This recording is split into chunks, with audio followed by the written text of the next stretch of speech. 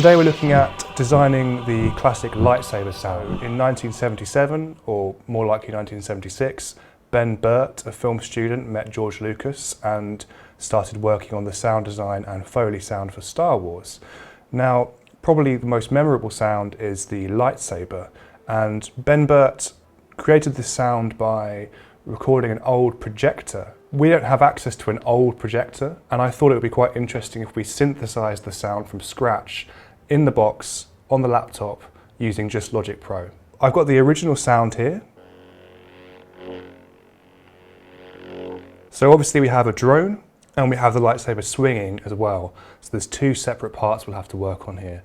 Now if I analyze the sound by looking at the frequency spectrum through an EQ plugin and also a spectrum analyzer and a oscilloscope and a tuner, we can see that it's around an F sharp. We can see that the waveform itself is a little bit like a sawtooth wave, perhaps a couple of sawtooth waves, maybe even a square and a triangle in there as well. So this could be easily recreated using some analog style oscillators. So what I'm going to do is open up Alchemy because it allows me to layer sounds quite effectively. I'm going to start with a sawtooth wave here. I've got my note of F sharp ready to go. Not very exciting so far. To get a more analog sounding sawtooth wave, I want to go for a virtual analog version of this oscillator. So I'm going to go down to the sawtooth waves here and pick, for example, the Saw Basic MG, which will give me a more rounded kind of analog style sound. And if we bring up the EQ and the oscilloscope now for this synthesized sound, we can see that already it's not far off the original. So we need to tune down a little bit. So I'm going to come to fine tuning here and tune this down by about 15 cents. You can hear there's some movement and phasing in the original sound, which sounds like multiple detuned oscillators. So I'm going to replicate that by adding yet another sawtooth wave. This time a slightly different type of sawtooth wave. Let's go for just the MG rather than the basic MG. And this one I'm going to also tune down a little bit because we're just below F sharp, but I want to have some tuning difference between oscillator A and oscillator B. Let's just hear what that sounds like. So we're getting closer, we've got that movement, that kind of phasing happening. If we look at the oscilloscope, we can see that movement. That's two waveforms moving in and out of sync with one another, or in and out of phase. We need a bit of a lower tone in there, I think, as well, because there's quite a bit of low end in the original. I'm going to add another oscillator. Perhaps this time I'll add a square wave just to mix things up and get a nice blend. And again, let's pick an analog modeled one, perhaps square smooth, because that will have less sharp high frequencies. And I'm going to drop that down by about an octave. So we're at the same pitch, but an octave lower. So we get that nice, fuller bass sound. I'm going to bring the volume down a bit on that one, so it's not dominating. Now there's a lot of high frequency content here, so we're going to need to filter out some of those upper frequencies. So I'm going to get a low pass filter and just adjust that. Let's compare that with the original. Getting there. There's one thing we're missing. There's a little bit of kind of noise in there, a little bit of machine noise.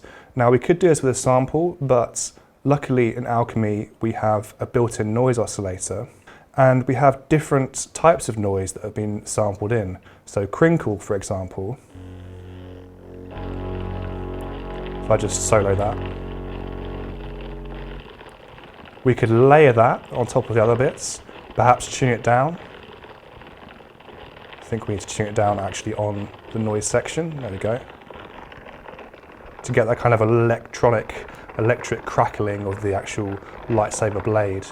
Perhaps we could cut some of the lower frequencies out as well.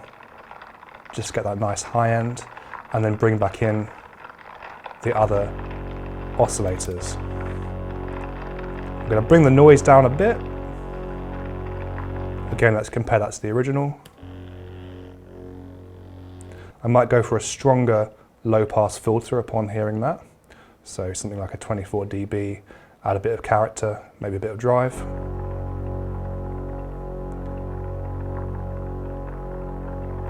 Now, it would be nice to blend these 4 sounds together, sort of glue them together. So to do that, I'm going to use Alchemy's built-in effects. So I'm going to go to the effects section here, and I'm going to add a compressor, just to make sure that we're really squeezing those sounds together and making them sound like one whole, rather than various different sections. Let's turn that threshold down. And then I might add a bit of distortion as well, perhaps a wave shaper, so we can get a very specific curve to the timbre and emphasize certain parts of the sound. This can take a little bit of kind of experimenting. There we go. Now, it's never going to be perfect.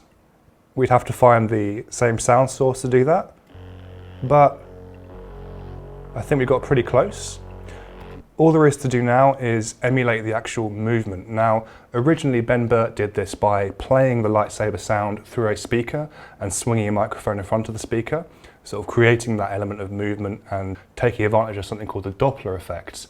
We're going to do that, but I think it's also interesting to show how this can be done in the box, how this could be replicated in case you don't have access to a speaker or a microphone. So if I go to the sound, solo it, right click on my pan and change it to the binaural panner, I can actually move the sound source around the stereo field as if it were moving around a dummy head microphone. So it gives the impression of it actually passing past your ears. This does quite a good job of giving that impression. I'm going to turn the Doppler on, so it replicates the Doppler effect, so that when we speed up, it gives the impression of the pitch actually changing as well. And let's hear that. And now we're going to use a speaker and a microphone to do it the old school way.